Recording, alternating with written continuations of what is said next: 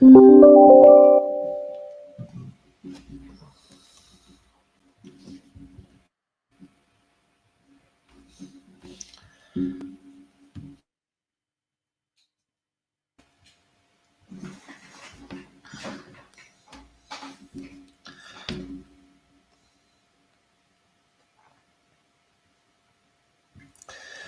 afternoon, everyone, and welcome to the Mediocrity podcast. It's 4 o'clock, and we're talking about vision with imagination. And today we're going to delve into the question and the concept of living the life that you deserve. Hello, Bharti. How are you doing? Good day and good day to everybody out there. I'm doing very well, thank you. Good. And so, as we see people logging on, we will acknowledge them and just speak to them and get them involved. I'm looking to get a lot of audience participation today. But Batty, let's unpack, or let's just launch this concept, this topic of ours today: living the life that you deserve. Why is this something that's important to you? The whole departure of a vision with imagination is to assist the individual, every single one of us, to have clarity in our mind to our why question. And once we have clarity to the why question, why we're here, why are we doing what we're doing and the way we're doing it, where are we going, what's the past, where will we end up our path? Every one of those questions lead to one single answer, is that clarity of why I'm here, the life that I deserve. But if I don't know where I'm going, I will never be able to answer that question. Okay, so if I take the concept of the thought of living the life that I deserve, how do I get to that concept of what am I worthy of? What do I deserve? What does that look like? How do I say, okay, this is the life that I deserve? I've always said that every one of us has been born unique, and we were gifted with a set of gifts that we're going to take with us. But unfortunately, as we move on in life, we start living other people's lives because we've been boxed into a norm, whatever the norm may be, what is forced on us, whether it's through the school system, through the university or college system, the environment that we end up working in. All of those are creating certain expectations of our lives that we have to live according to somebody else's set of rules. But we deserve more. And the point of the departure here is that we've been born unique and therefore should be standing out in the crowd and not spend the rest of our lives to fit in. And that's unfortunately what we spend our lives on, is to fit into somebody else's mold, so to say. So you deserve much more than that. And you need to take control over that. Okay, so I said to you as we were preparing for this call, I said to you, I'm going to give you some things that we can maybe look at, stumbling blocks for living the life that we deserve. Let's use that as let's get some of those things out of the way, and then we can delve down to actionable items on exactly how do we achieve this. So there's an article in the Elite Daily that gives 12 things you need to stop doing so that you can get to the life that you deserve. So let's discuss these as stumbling blocks. Do you think that blaming your situation, like where you are right now, do you think that it's counterproductive to blame your situation on your circumstances or on other people? Ivan, my view is always, I would rather teach or help people find those things that they have to do rather than to find those things that they should not do. Because who am I to say which road you should be taking that will take you closer to your goal?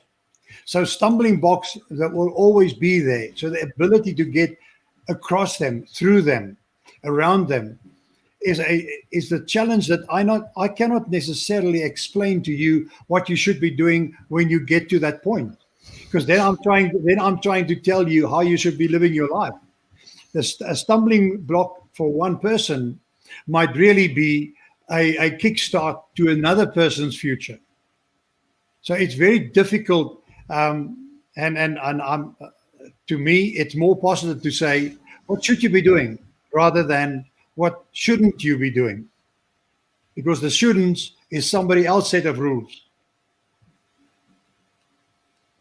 Okay, Patty, I think I want to go back and just delve into this living the life that you deserve concept.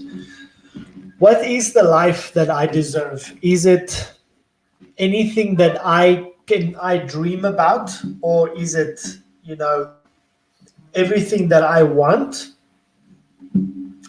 or is it, kind of like parents would say, I want the best for you, and friends as well. How do I define that best? Is the best everything that I want, or is the best, because in these questions that we were looking at, stumbling blocks for reaching your goals, one of them is measuring yourself with other people. Let me just get the right wording. Replicating someone else's success, or having, for instance, a look at the life of Tony Robbins and all these other these other motivational superstars. Is that the life that I should be going for? What is the best life for me? The best life for you would be to be the unique you and not a second-rated somebody else. So to compare you with others and define that as being successful and want to be like them, make you a second-rate Bertie. And that's not what you should be doing as a point of departure. So that is why I start with a vision with imagination. I would like the individual to define that imagined future for themselves. Okay? So that you can say at the end of the day, my vision is an imagined reflection of my future reality. My future reality. So I create that image of what I would like to achieve, what I would like to become, but it's all me. It's not somebody else that helped me with that process. It could be, as you said, it could be a dream, but it's certainly not just a set of goals. It's a defined future end state that I want to reach for myself, which I'm going to work towards. And I add to that, I'm saying, that the future that you deserve is the one that you got clarity of. So the moment you got clarity, that if it's clear enough, you will start living your future in the here and now. Then you can live with foresight, because you know exactly what you should be doing when to take you closer to your goal. If not, anything can take you there. And we should not be living somebody else's life. I sometimes speak to parents when they challenge me in terms of which subject should I decide on for my child. It's not the right statement. It's which subject should we decide on for my child. So the child should be party to that, but we end up making decisions planned on a desired future for my child, with concepts and ideas around making money, having a title, doctor, professor, advocate, all those kind of things that we are creating and saying, if you achieve that, and if you have that, you'll be successful. That's not the definition of the success. It's somebody else's definition of my success. It can never be. My definition of success should be mine, which would party to that imagined reflection, which is my vision. Mine. For those that are watching right now, we'd love to answer your questions. Do you have a plan of your desired future. Do you know what that is? Do you know what the best is for you? Batty would love to answer your questions. If you want to interact with us, we would address those questions live on the show today. Batty, let's talk about. I know what my best is for me, my future, what I would like to go for, but I don't necessarily have the self belief that number one, I deserve it or that I can achieve it. Once again, and most of the times, that best for me is defined by somebody else. As something that I've seen by my definition is then good, is excellent, is perfection. It's what I see. I still don't know what I'm capable of, what is best for me. Okay. And that is part of that leads to the uncertainty in terms of self-belief. Can I or can't I? Because I'm still living somebody else's definition of success, somebody else's definition of best. What's best for me? So it's almost as if I ask all other people around me to tell me what's best for me. And they will tell you. Most definitely, your parents will tell you, your brother and sister will tell you, your boss will tell you, your rugby coach or your sport coach will tell you what's best for you by definition, but their definition, not yours. That's why it's so important to spend a lot of time with yourself. And that's why one of the disciplines of thought is insight, for you to be able to look inside yourself, to find this real true me on which I will base as a foundation my future, building towards my vision with imagination and towards my end state, my defined future. But it comes from here. When I was researching this specific topic and looking at what people are talking about, this concept of spending time with yourself, self-love, just spending time on yourself and self-care. We've spoken about this before in a previous episode. Why is this self-love and spending time with yourself or on yourself such an important part of living your best life? Crucial, because we've also said that the ability to love starts with you understanding and appreciating and learning to love yourself unconditionally, and therefore accept who and what you are. And I'm using the word you are, not somebody else are. So once again, that definition doesn't include anybody else but yourself.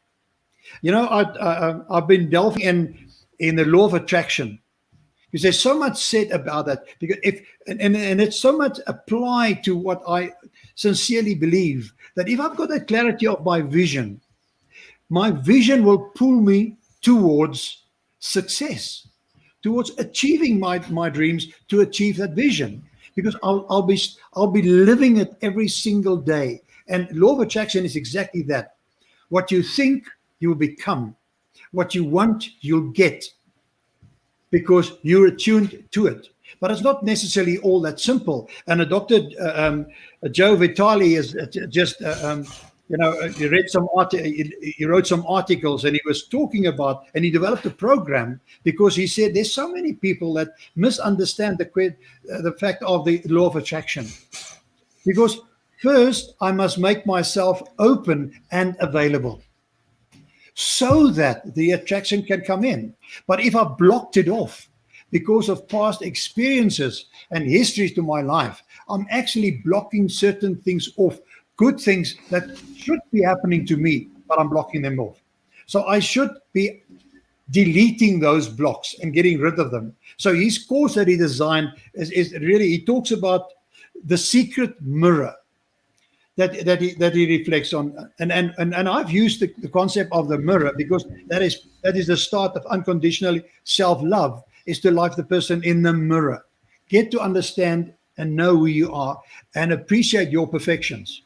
Okay, so that secret mirror, that concept is when you make decisions and you and you want to follow certain paths, that you can test yourself in this imaginary mirror, the reflection. What reflection am I getting from this mirror? As you would be getting the reflection when you ask somebody else, not necessarily a mentor, but just when you look at somebody else and you try to get guidance from them, but their guidance will be from their perspectives, not from yours.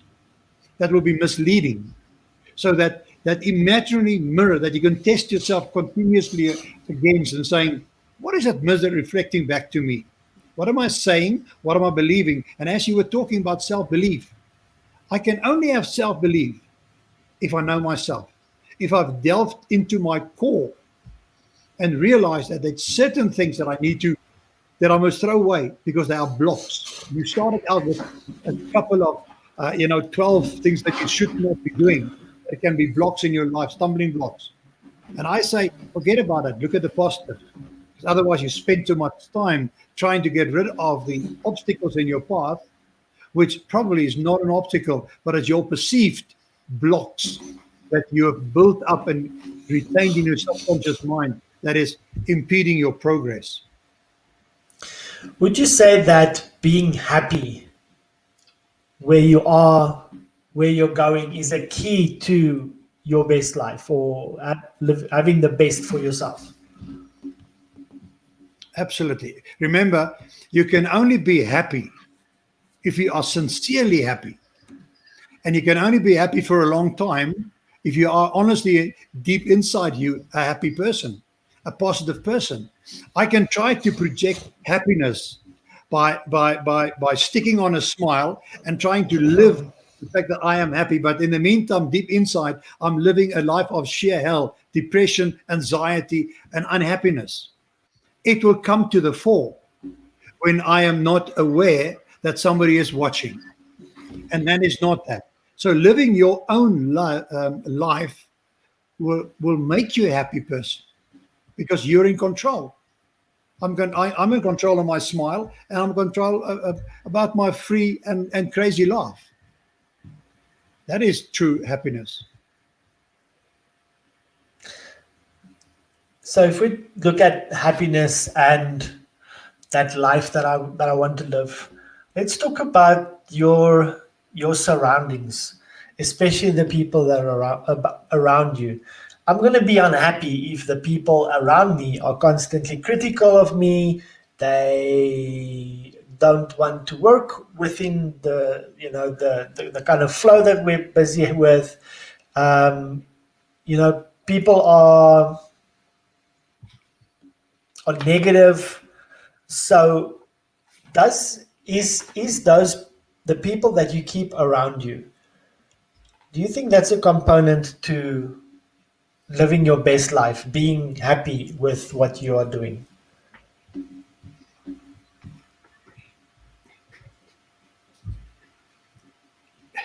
That come back to choice.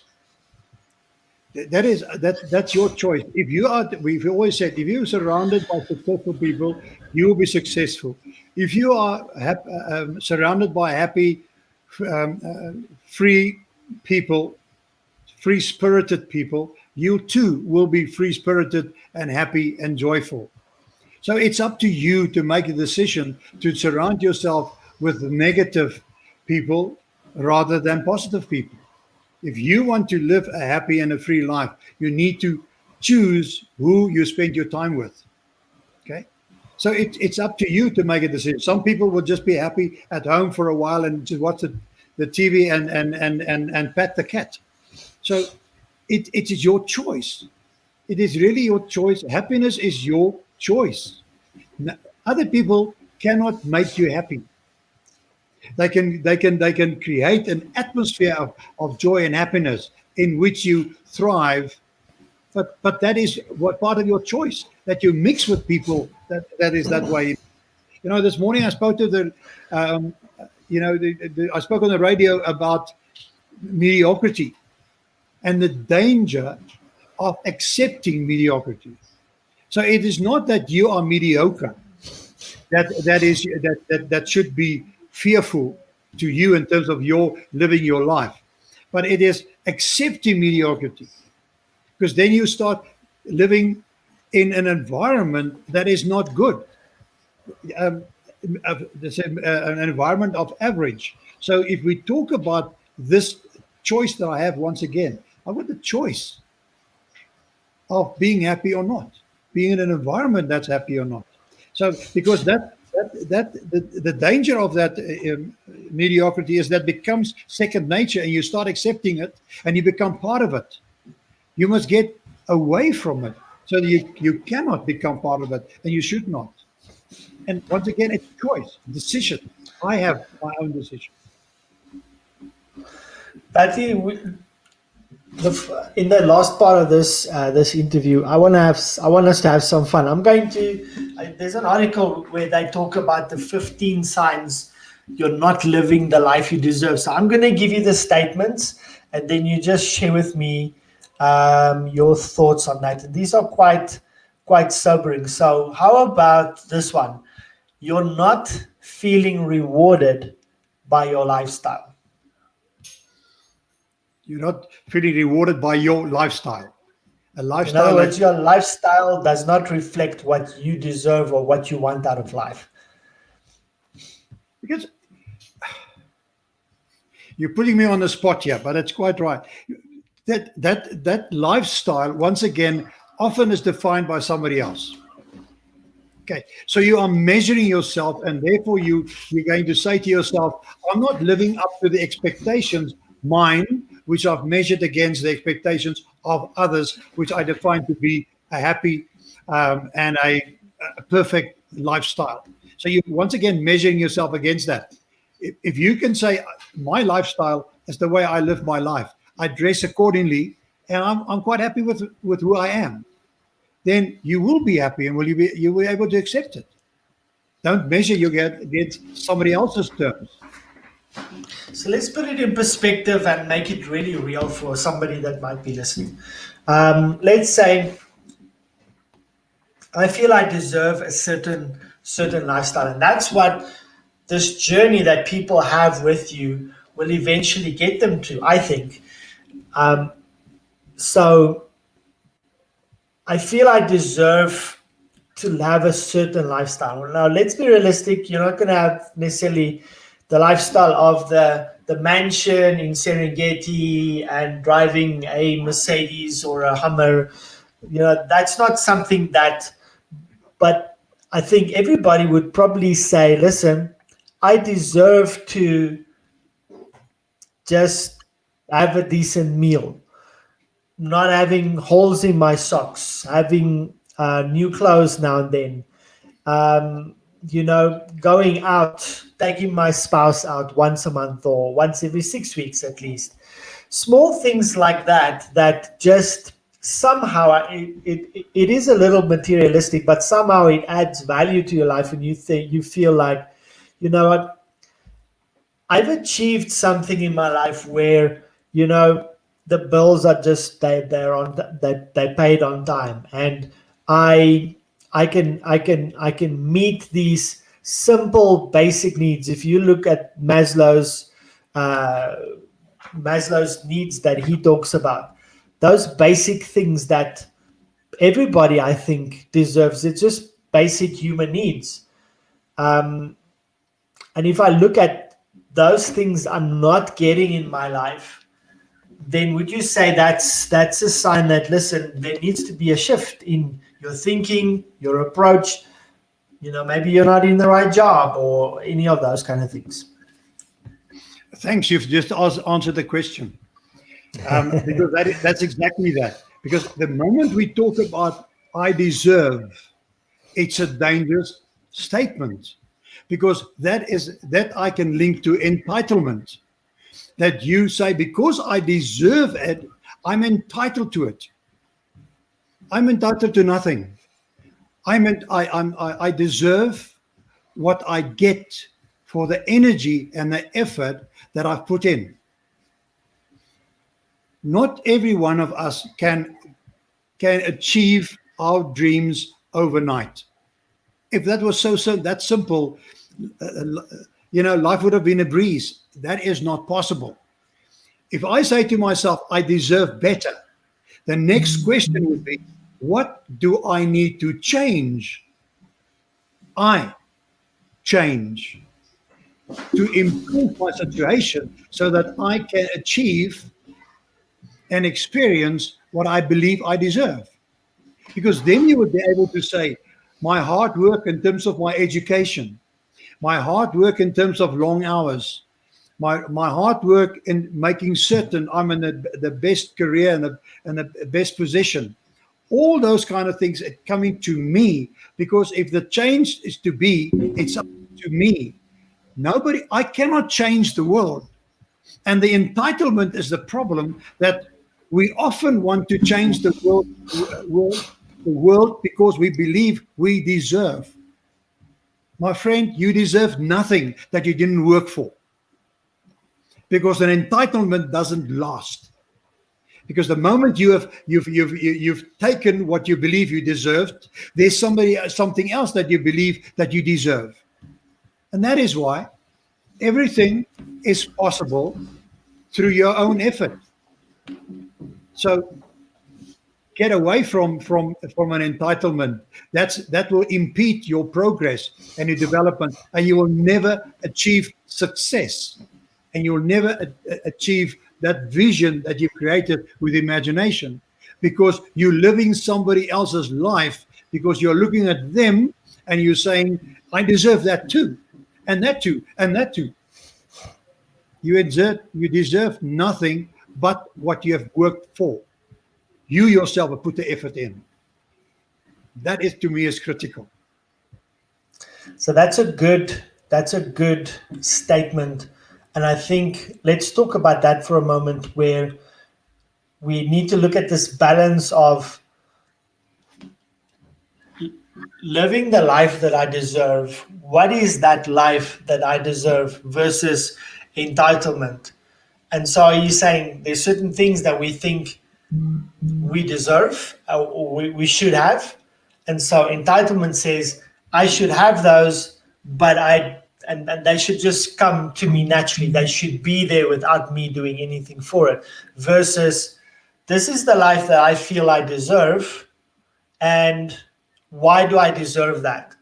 I'm now going to work for it, and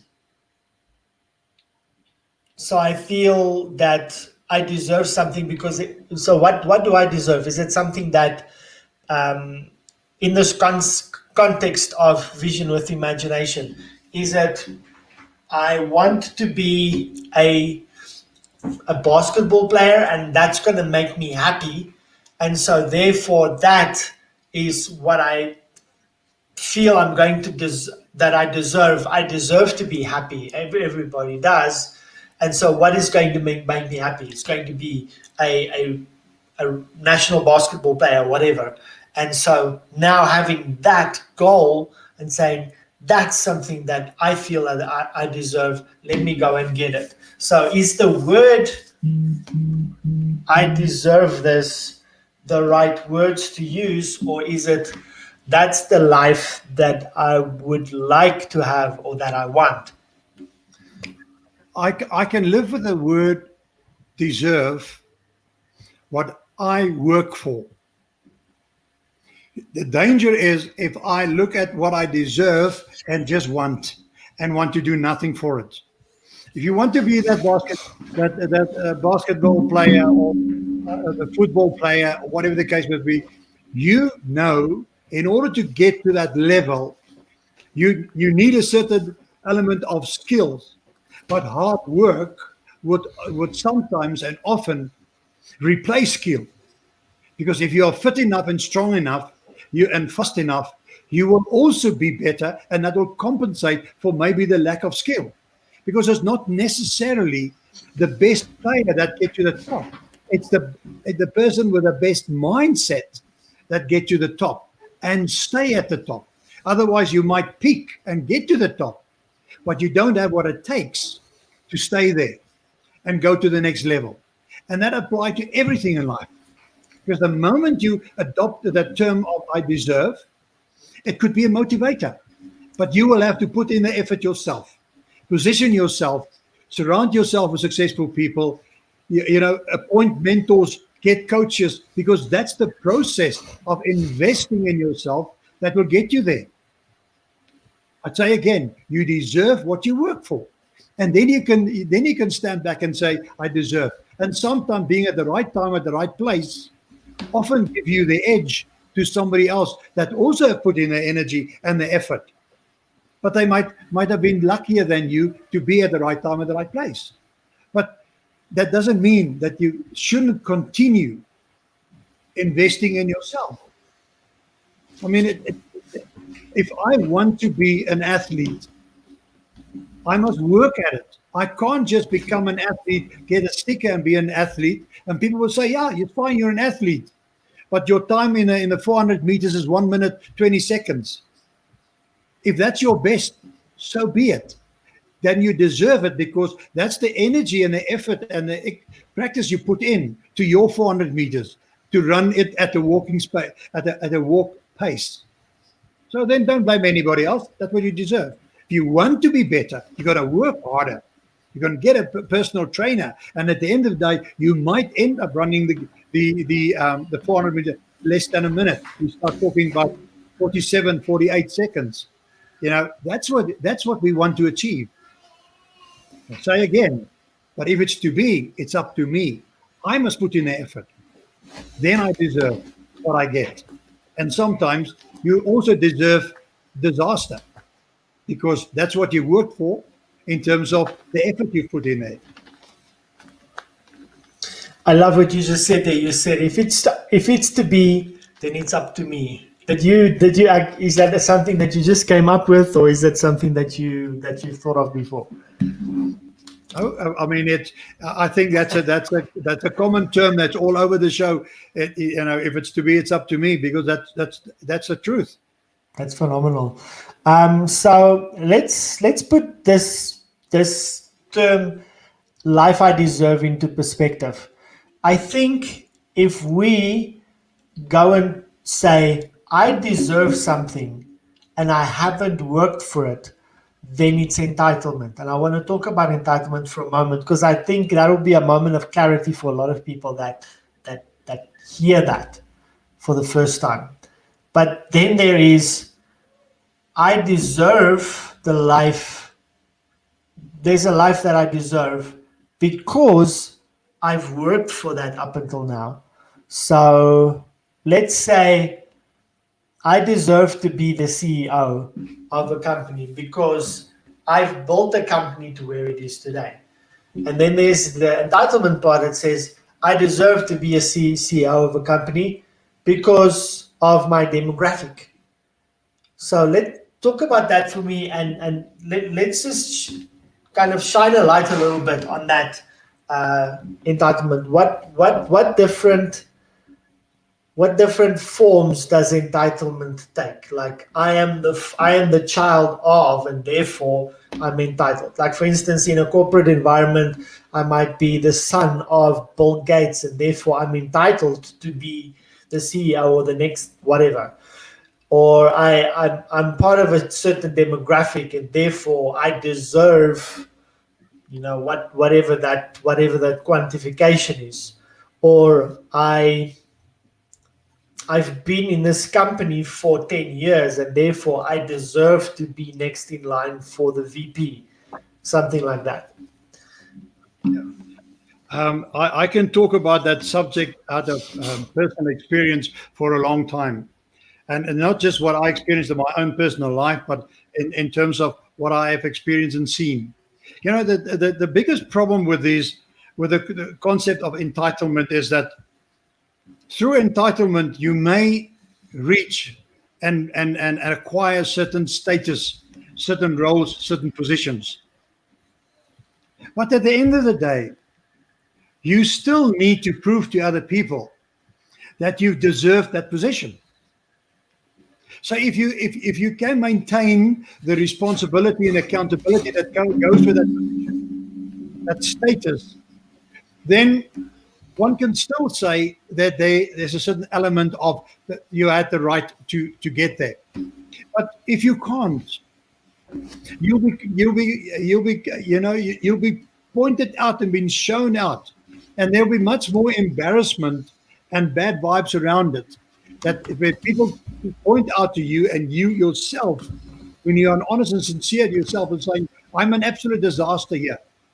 I'm here for the wrong reasons and I'm adding no value.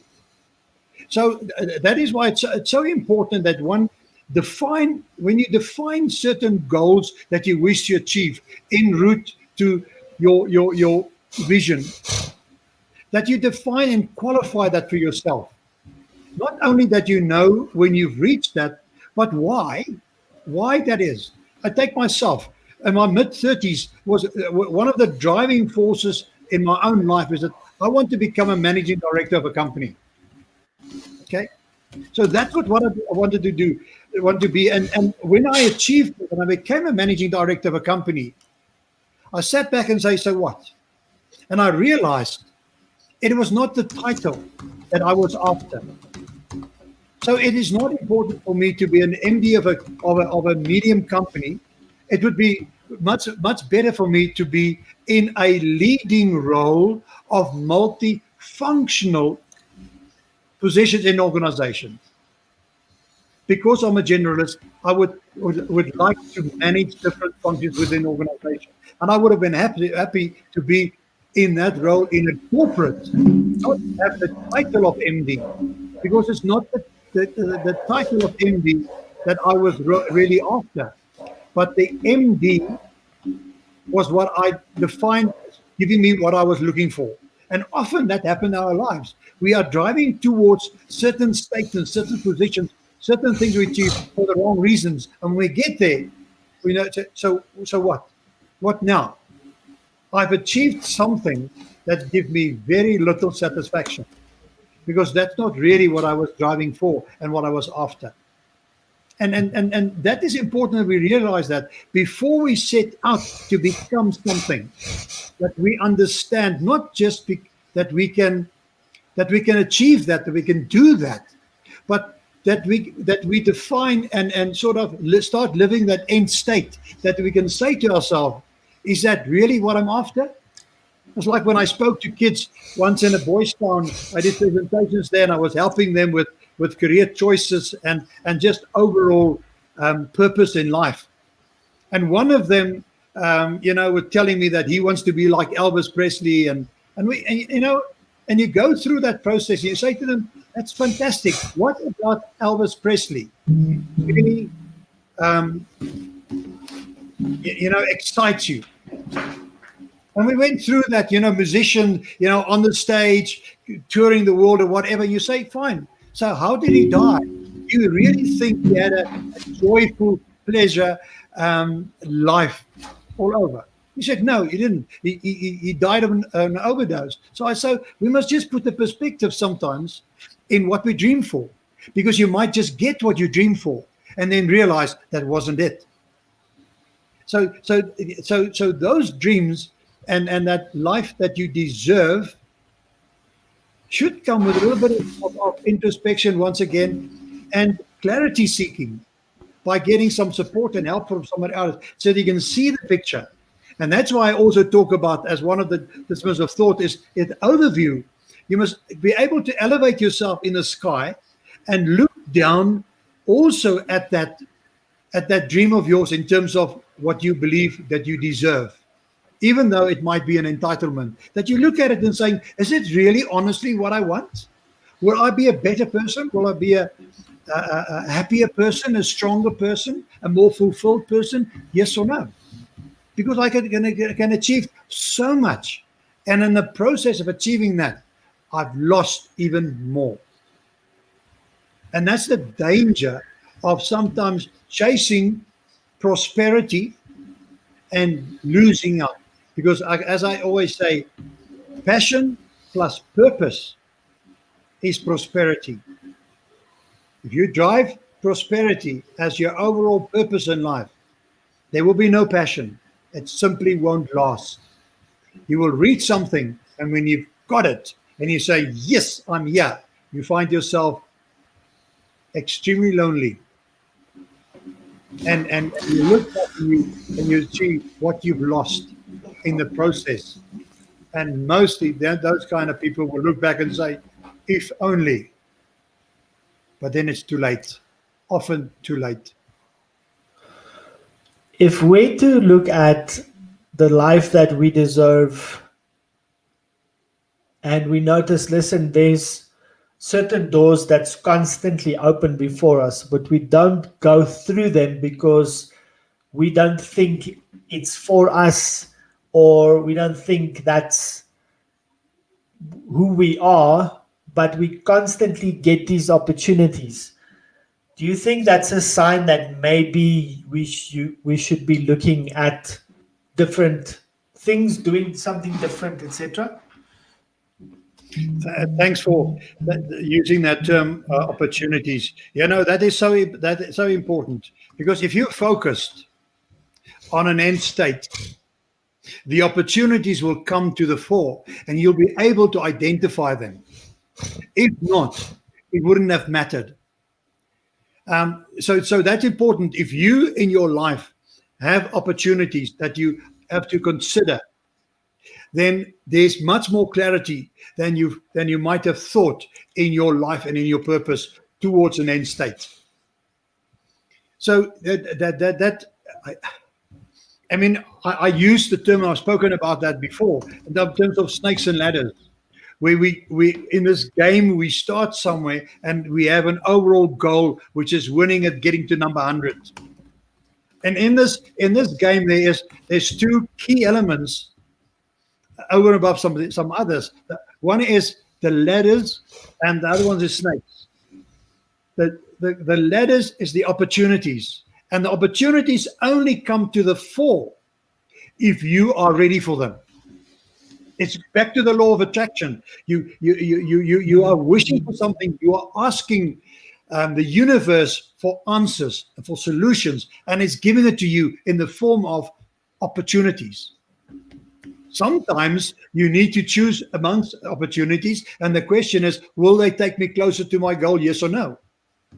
And that is sometimes where it's important when we think about mentorship, that we have a classic soundboard, the devil's advocate, that you can go to in your life and just ask him and say, Granddad, you know where I'm going to, what I want to achieve. Do you think this opportunity will take me closer to my goal, or is that a deviation? Is it just taking my focus away? So opportunities, thanks for that. And I hope the listeners get that clear. The clearer your vision, the more opportunities you'll get. I promise you, because you're focused, and they will jump out of whatever happens to you. They will jump out of the page towards you. You'll be slapped in the face with opportunities. And that is what life is all about. Focus, passion, and it'll come to you. That's phenomenal. Let me just repeat that. The clearer your vision is, the more opportunities you'll get. Betty, there's also this thought that, listen, if you are constantly having challenges, or life is harder than what you think it's supposed to be, it might be an indication that you're not on the right path. In other words, you're not living the life that you deserve or you're destined for. I won't say that is necessarily true, because life is never easy. So sometimes there's bigger and smaller obstacles in your road, but the way you handle them will make you stronger to be able to conquer bigger challenges. So if you get to an obstacle, back to the snakes and ladders, we know that if you hit the snake and you go down to its tail, it is not a reason to give up. So if I get this obstruction in my life, a setback, some temporary something, like I as a sportsman want to achieve certain goals, and I have an accident on the sport field or even outside, and I break a leg or strain an ankle, then that's a temporary setback. Out of that, you can get stronger and come back with more strength achieving and driving towards your goals. It is not to say, sorry, no, I can't go on. No, Ivan, it's not that the road that you should be taking, it's always absolutely perfectly clear, wide, and only downhill. No, that's also not life. Then we all will have been running down that path. Life is not easy. It's tough. It's difficult out there. But the more difficult it is, the stronger we get, the more powerful we get, the more we acquire the abilities and the capabilities to master the difficulty, and we push them aside. It becomes easier and easier, but we'll still have obstructions and challenges. I agree with you, Bertie, because I believe that I have this quote I'm fond of, and I say it often: "There's no progress without process." And also something that's easy to get, or that there's no challenge in getting it, is often not worth getting. So let's stay in that same vein, in that same thought, and talk about, if there's this saying, a leader without followers is only taking a walk. So is it an indication that I might be in the wrong direction or in the wrong place if I am doing something or pushing something or developing something, but I'm alone? There's no one really going in the same direction with me. That could be a good sign. It can also be a bad sign. So I could be totally lost, or I can be totally focused. Because when I talk about beyondness and beyond the ship, it is really that where others turn around, you continue. And sometimes you may be walking that path on your own because it's uncharted waters that you are going on your own. So that may be your destiny. So it's not that if you look around yourself and you find yourself alone, that you should be getting scared and run back to where there's people to help you. But what you're also saying in terms of leadership is truly that, because leadership is using so loosely nowadays. I've read some article about a lady that talk about followership, where she said that go beyond leadership is followership. And that's exactly what you're alluding to. If people are willing to follow me, then there must be a reason. Then I must be standing out in the crowd, and I must be considered to be unique. And that's why people are following me. And it's even in the social media, we all find that. And we wish that more people will be following our Facebook, following our YouTube channel, because we want like-minded people to join us on this route. We don't want to go all on our own, but sometimes we have to. How far am I going to walk on my own? I don't know. Will others be catching up? Maybe, if I walk slow enough. But do I want others to take my path and take my vision away from me that I'm following and my passion I'm following? No. If it's uncharted waters, maybe for once I will just go. I'll go solo, make my mistakes, but I will get more opportunities maybe, and I'll go faster. So thanks for asking this. But don't wait for others. Teamwork will not get you there.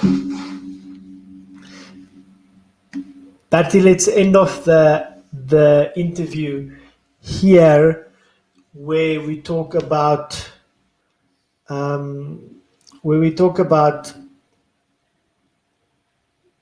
because your thesis is thinking, it's imagination, etc. Do you want to encourage your audience to say, is the life I have right now the life that I deserve? Or can I, and here's the thing, can I think bigger? Can I expand my vision? Can I drive or set my goals higher than it currently is? There is no doubt in my mind that every single individual can do better. Sometimes circumstances has taken us down a specific path. We lost track often about who we are. And as I say, we may be living other people's lives. And sometimes we might be living other people's lives themselves. So not even them impacting on our lives, but we are impacting on their lives. So we're not living our own life. But there must be checks and balances. You must reach a point in your life. You're saying, listen, am I really on the right path for me? And how would I know which is the right path for me?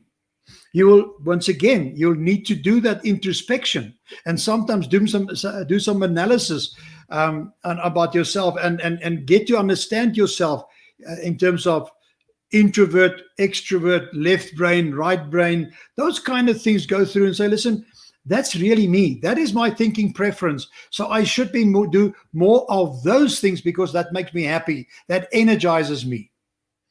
And that will take me closer to my goals. But we absolutely need to get to a point and say, so I'm just going to spend some time with myself here. And that is why that's much more now said and talked about, meditation and breathing exercises. It just has to spend some time with yourself and get yourself to understand who you are, where you're going, that you can check yourself. Because most of us might be on the wrong road. Maybe you're the right direction, but you're not necessarily on the right road. So by spending some time and defining that perceived future state that you define as being your future, your vision, then you will understand yourself much better, and then you can check yourself against that. Because with a clear vision, once again, also, your future actions will be pulling you towards your future, towards your vision, and not pushing you from where you're at the moment. Because where you're at the moment might be the wrong place. Exactly what you're alluding to. You might be at the wrong place. You need to check this, whether you're at the right place and you're on the right path, so that you can change that within your control and move somewhere else and go take the path that will take you closer to your defined future. And it's up to you. So all of us should be doing that. And you can do it. It doesn't need to cost you a lot of money. There's people that change total directions. They've gone to university, colleges, and studied a certain direction. And all of a sudden, at the age of 60 or more, they study something different. They become lawyers. They become different kind of writers and stuff. They realize it's more to my life. And I deserve a better life. And then they get to that point, and then all of a sudden, everything falls in place. The opportunities too. Thank you, Bharti. I think today has been a very valuable session that we understand this concept of what I deserve and where can I make that claim on the universe, if you will. But as we end off this call, don't you want to wrap up the whole call today and just put it in perspective for us and say, listen, this is what it is in 1, 2, or 3 sentences, and just encourage your audience with their next step. Thanks, Ivan. Yes, I would wrap it up by saying that you deserve more. But be careful that what you define as what you deserve becomes an entitlement, because that wouldn't last and you will not fulfill your life. You might achieve something that gives you some status and temporary glory, but that's not what life is all about. So you take control over your life that you deserve, and then you become the best you that you can be, not a second-rate somebody else. And that is why we say, and I have said that, if it's to be, it is up to me. So I must spend the time with me, and then I move forward. Thank you, Bharti. Thank you so much for watching the video today and the broadcast. If you have any questions after this broadcast, you're welcome to just ask it below in the comments, and Bharti will get through to you.